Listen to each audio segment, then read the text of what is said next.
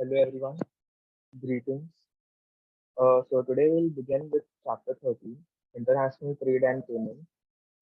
This chapter then actually means this we'll be looking at global trades, trade between countries, multinational companies conducting their businesses across throughout the globe. So like the quote of the day would be think with, trust yourself and make it happen. Applies to all parts of your life. Yeah, now beginning with the chapter.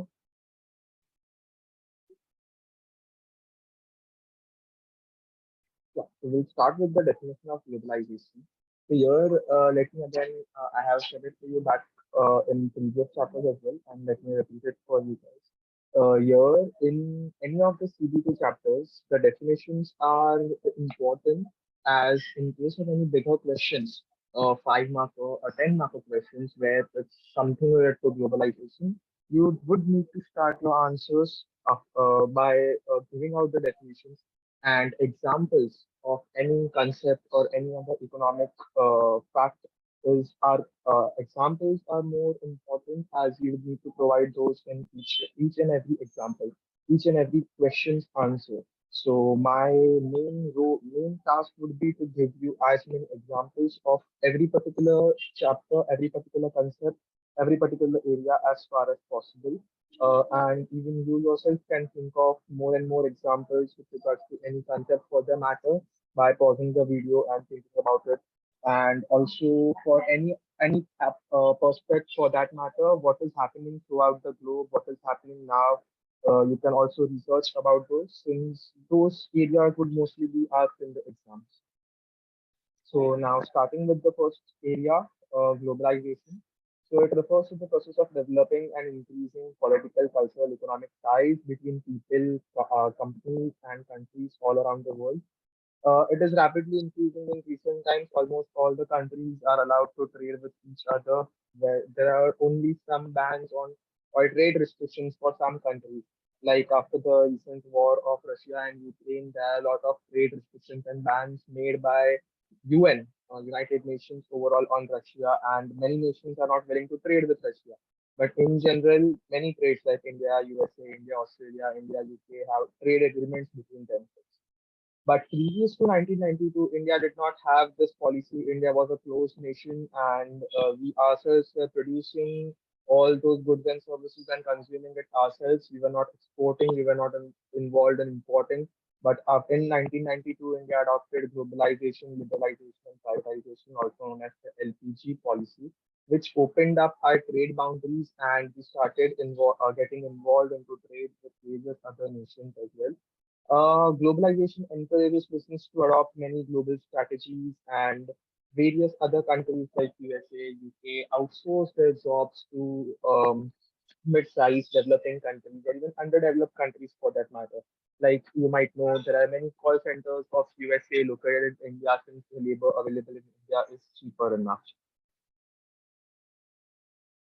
Moving on, some of the factors of or the drivers of globalization. What is driving globalization? Why it is that much popular, and why more and more countries are participating in globalization and international trade? So there are four factors, four drivers.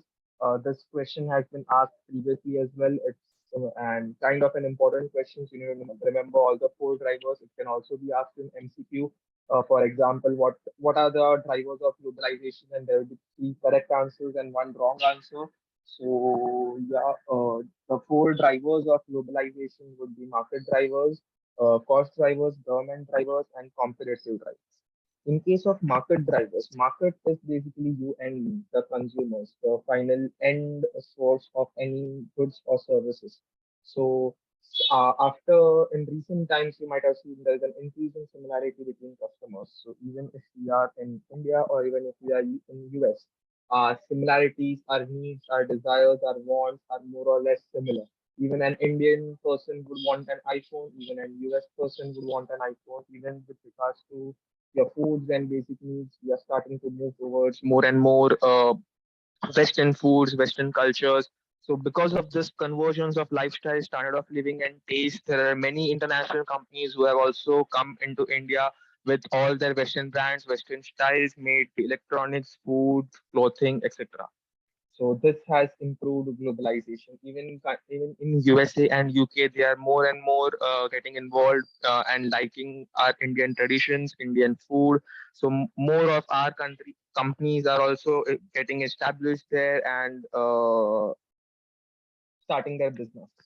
The next would be cost drivers. So, like I mentioned, if USA outsources some of their work to us, they would find a cheap source of labor.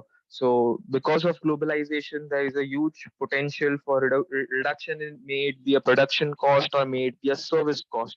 This involves technological innovations, transportations, and by any source, even if let's say it's a simple call center job, even if it's like extracting some natural resources like oil or coal or anything else. So that would be more cheaper in Africa or Asia or in some other rural, small, underdeveloped countries as compared to USA. So USA would outsource their jobs to them and thereby reducing the cost of whatever the materials or services they are getting. The next would be government drivers. So all globalization is very much encouraged by government. Government removes tariffs, quotas, removes privatization, tries to remove monopoly, and we make sure there is an ease of doing business, and more companies enter the country and start providing goods and services, start producing goods and services, start exporting them. So for that matter, this example would be shift to more free, open and free market economies.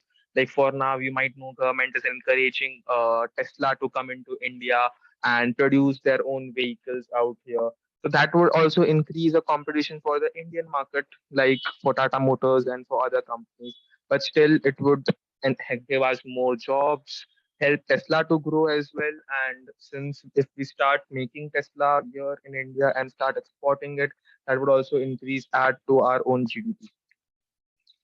The next would be competitive drivers. So for competitive drivers, it would be global competition leading to global business strategies. Like I mentioned, there are many companies who are working globally. They have presence across hundreds of nations. Consider it for any food chain, any bank chain, global banks like Citibank, JP Morgan. They are present in around 100 plus nations. So because of that, there are a lot of cross-border alliances, networks. This would help global competition, and all the strategies that would be made would be considering global macroeconomic factors. There won't be any strategy with regards to, let's say, India or let's say a particular region of India.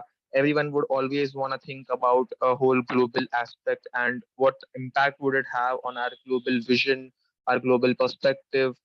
So all companies, since they are going global and have presence across more than 50, 100 countries, all the strategies that they would be making would be considering into fact all those nations and all those other subsidiaries as well. Moving on, some of the benefits of globalization, like till now, you already might have known. But again, this question also could be asked for 4 or 5 marks. They might have a case study made up for this. Let's say there is a company who is currently located in, let's say, UK. It wants to grow global. It wants to establish its presence across USA, across India, and something of that sort.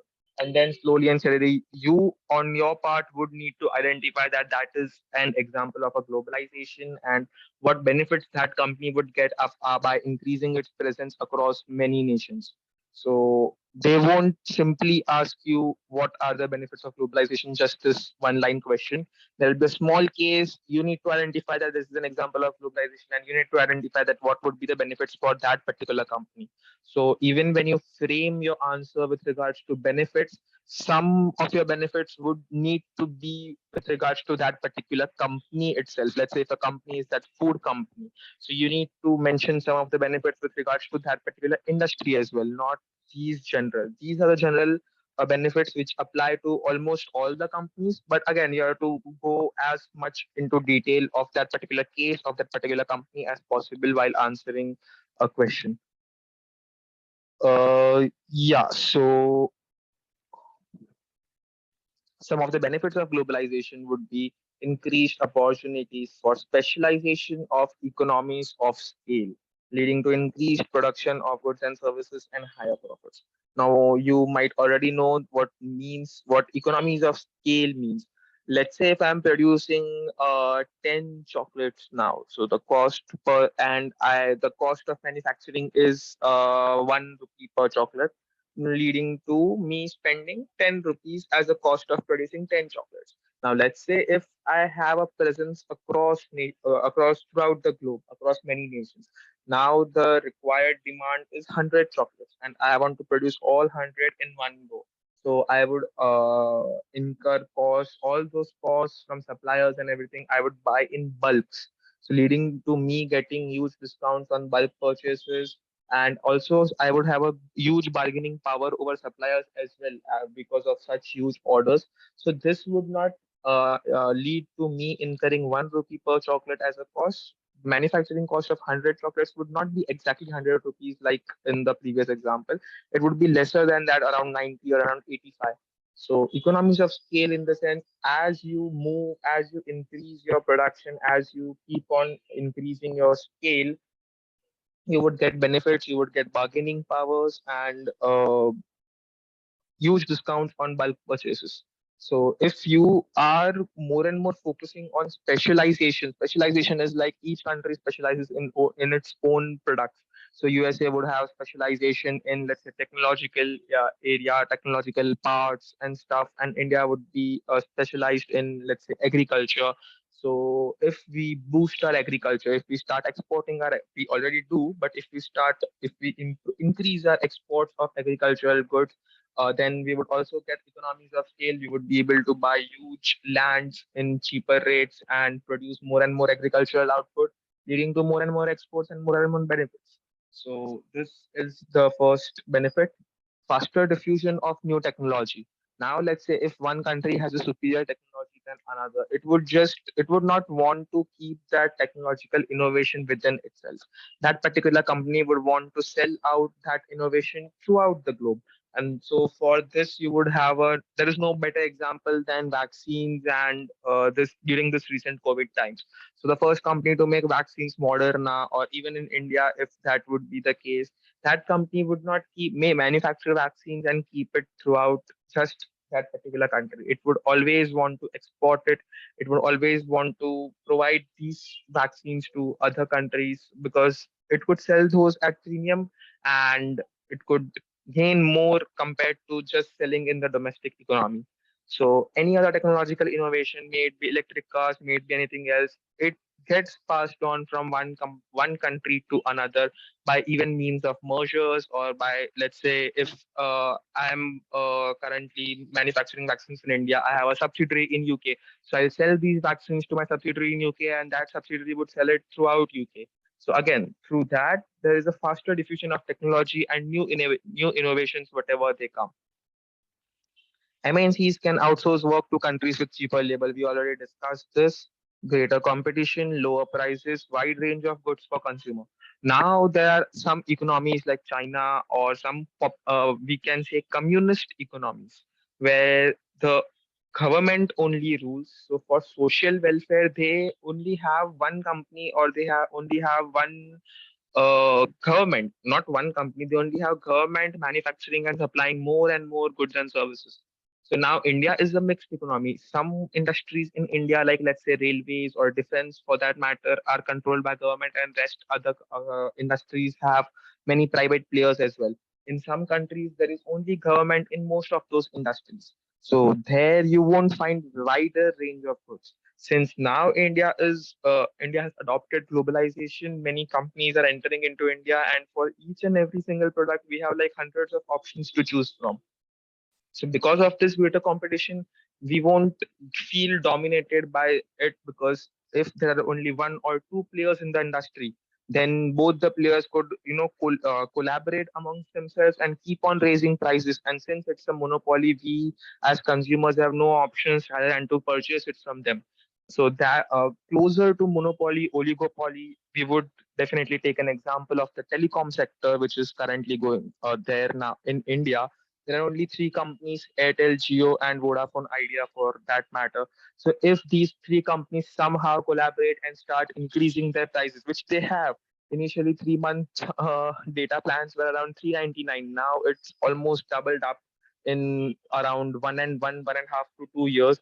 The rates have doubled up, and we as consumers have no other options other than to buy those plans from them.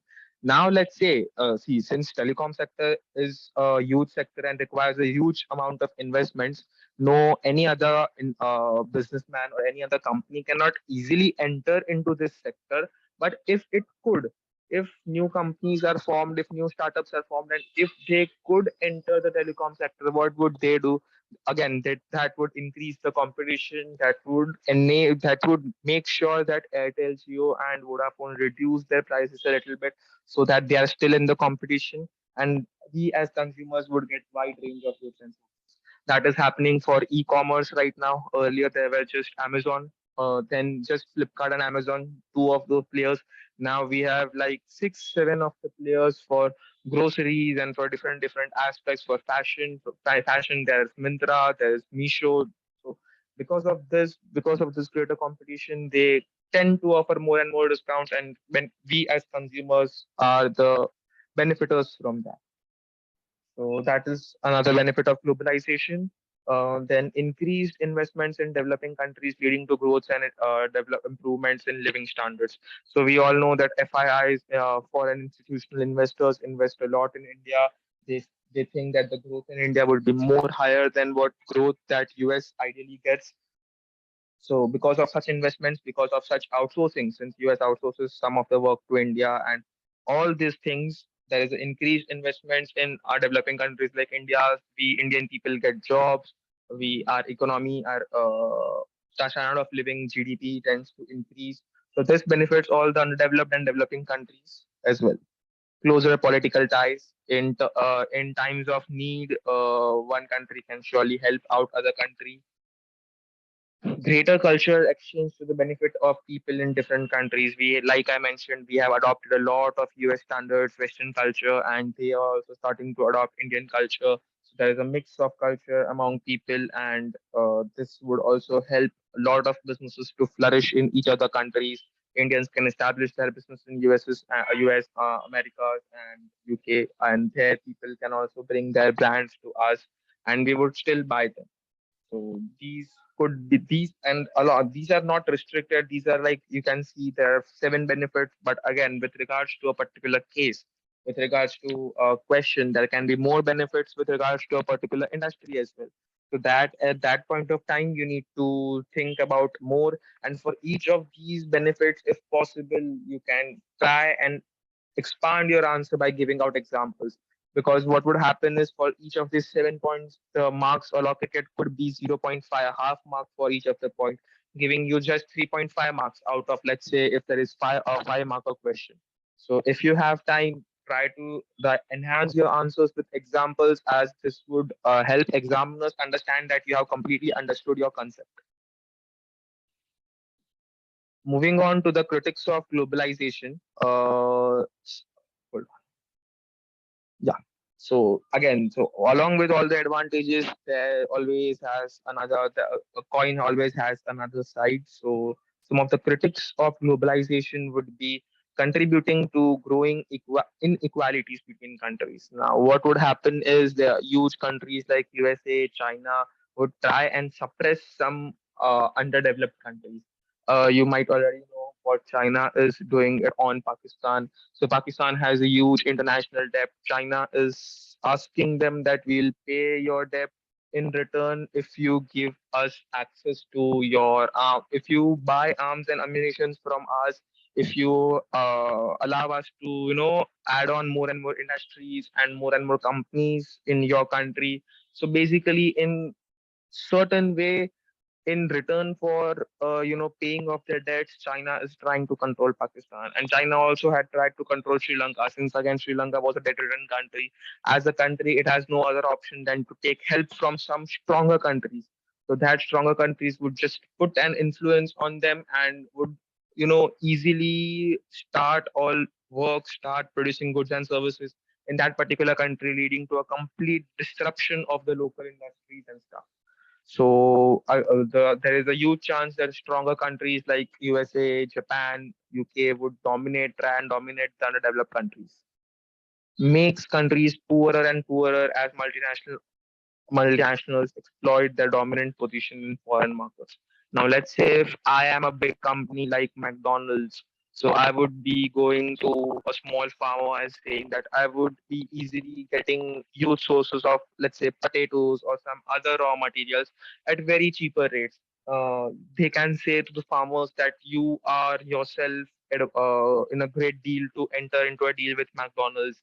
So because of that, what will happen is the farmer, since they themselves want to sell their produce, would deliberately, forcefully sell the produce at a very lower cost just to make good relations with McDonald's, which is not the right way to deal. So McDonald's, because of its economies of scale, like we saw, since it has a capacity, since it has a huge cash in hand, since it needs large supplies, it would have a lot of bargaining power, and that it would influence it on farmers and other local suppliers, and buy lot of produce, or lot of raw materials from them at a very cheap cost.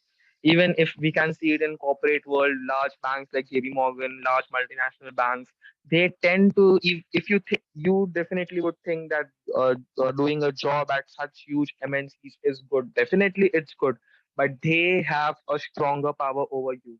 Unless you are very experienced and highly talented, you won't have any bargaining power. They would themselves decide your package. They would enforce a bargaining power on you. They would deliberately try to hire you at a lower package. And if you don't agree, they would have hundreds of other candidates like you coming at their place. Since they are a global company, since they already have a huge reputation and a position in the market, unless you are very experienced or unless you have a good amount of knowledge, qualifications, then only there is a chance that you would have a bargaining power. So due to this, due to their position in the market, all MNCs, may it be a corporate MNC, a financial one, food chain like McDonald's, they would exploit their position and make poorer countries even poorer. They will try to hire more and more people at very cheap cost. They would buy from suppliers at very cheap rates, contributes to environmental problems as again rapid growth and increased transportation causes pollution and depletion of natural resources. So if you look at USA, UK, they're all developed countries. They have very less natural resources in hand. So they are trying to expand into more and more other countries like Africa, where there are huge chunks of natural resources. So again, there they are establishing industries and transportation and everything is just causing pollution, and they are using those natural resources which are there at a cheap cost, which are probably available in free.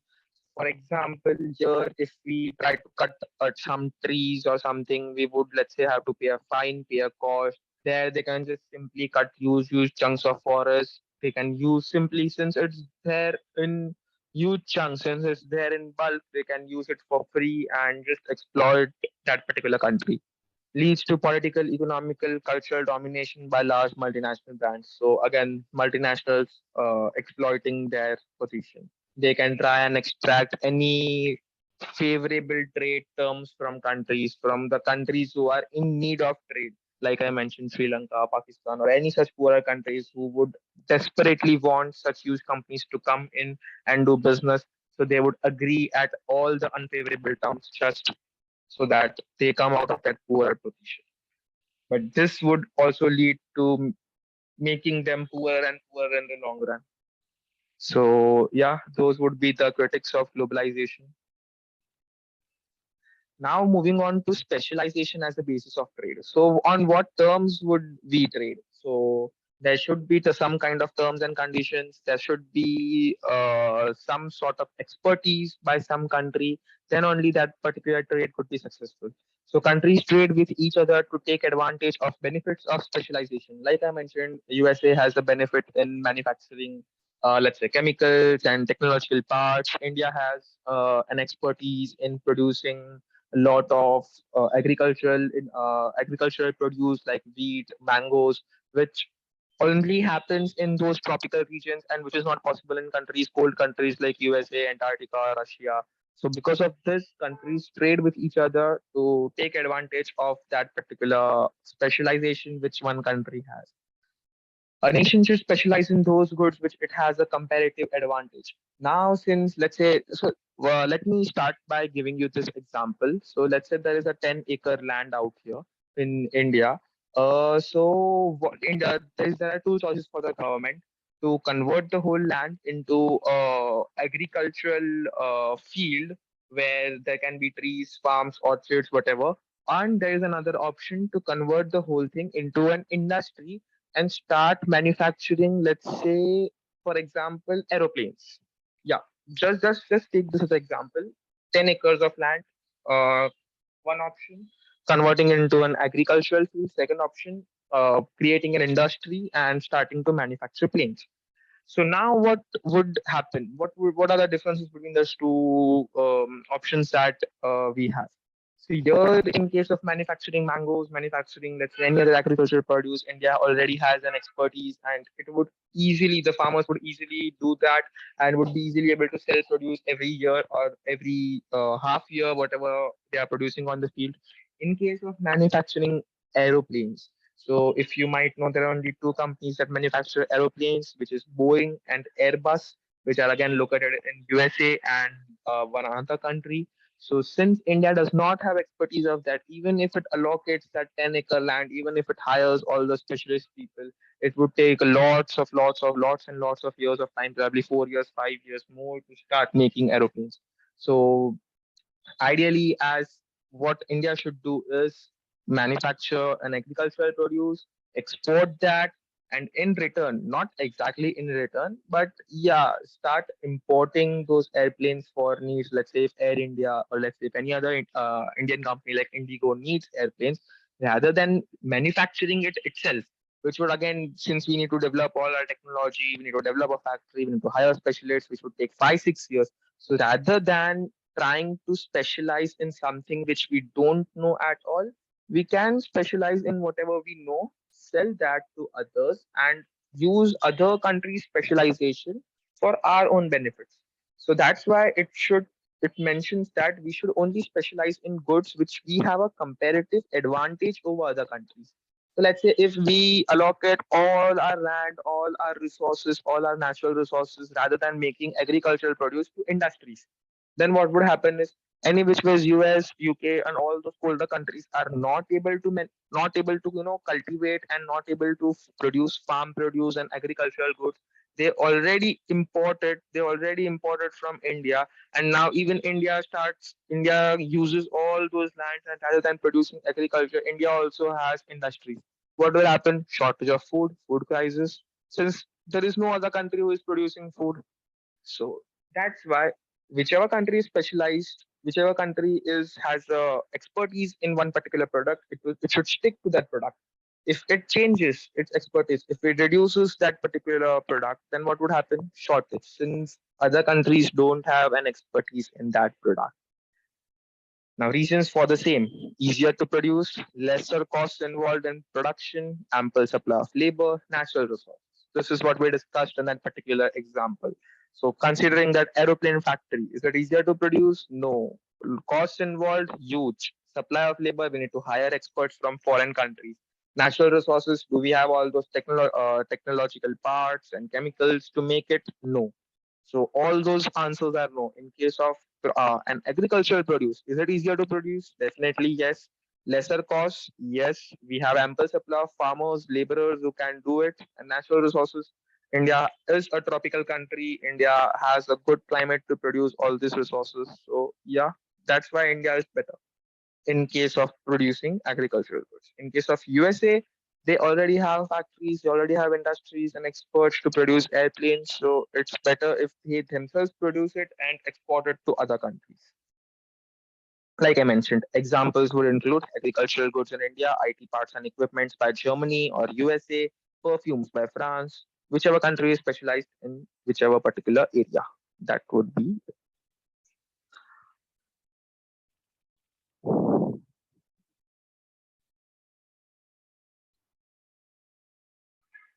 moving on. This is an important law of comparative advantage.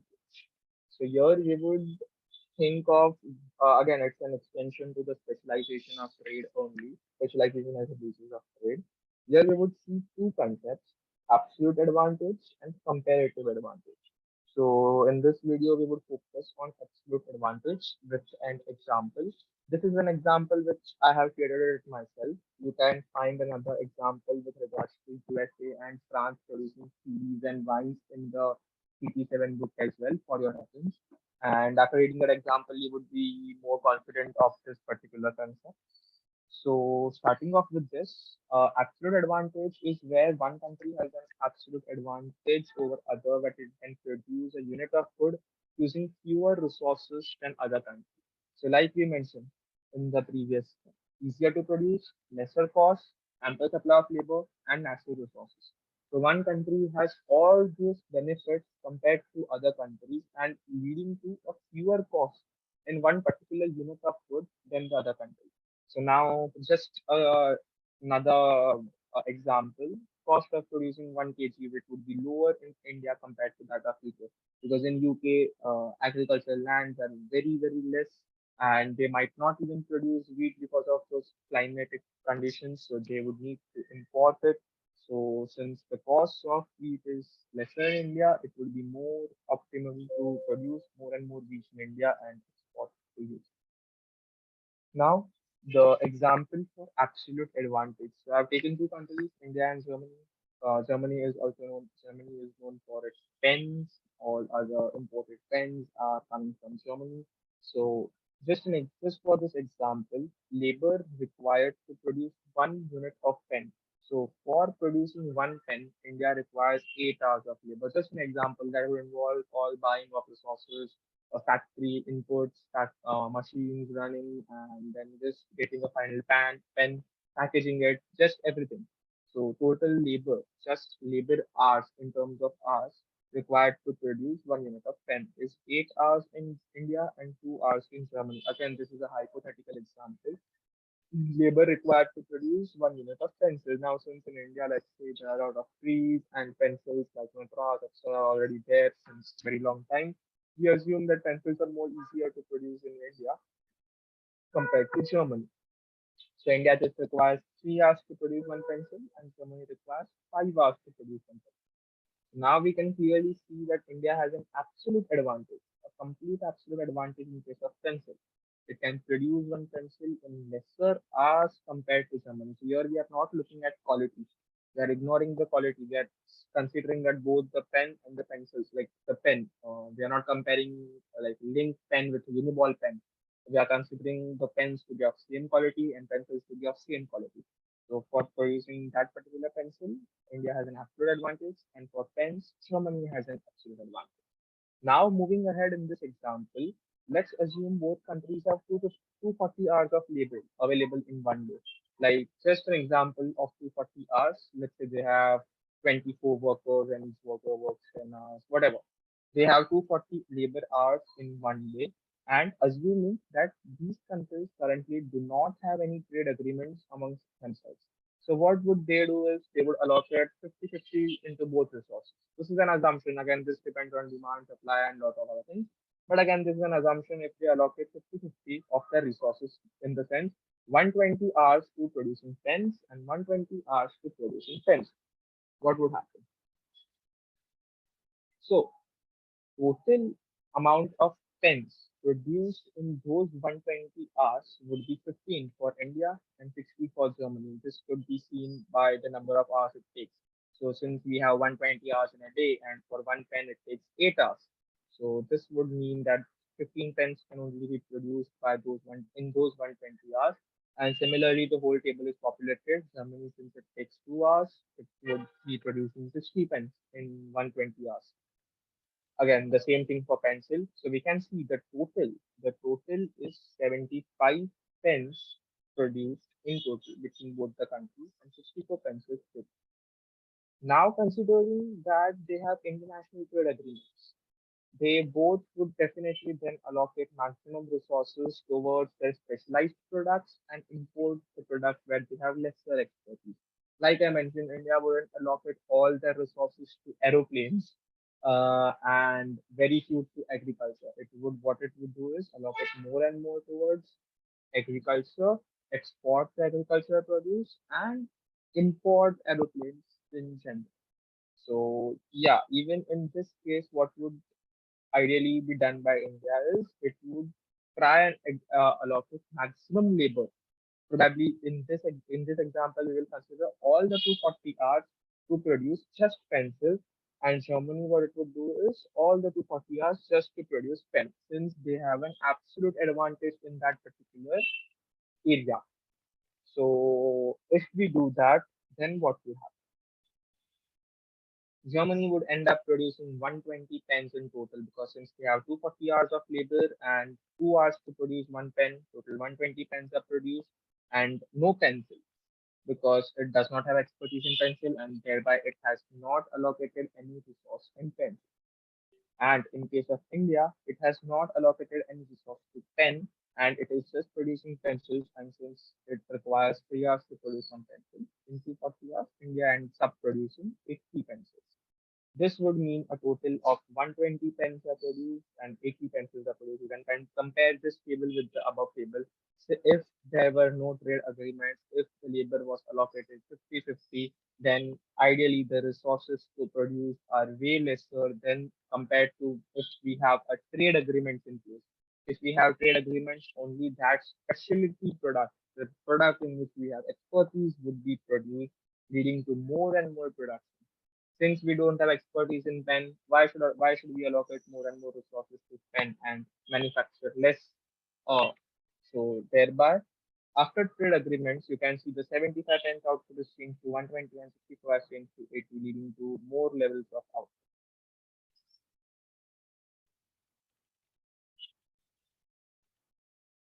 Comparative advantage. So we would surely continue that in the next lecture. Um, you can read through the CP7 book. This chapter is mainly present in the CP7 book. So there's another example of US and France with regards to CDs and wine. Again, for absolute advantage. So yeah, that would be another example. This question could be asked for over 5 marks, 8 marks, or 10 marks, since it has a lot of areas to explore. So yeah, thanks a lot. I'll just stop my lecture out here and we'll continue the comparative.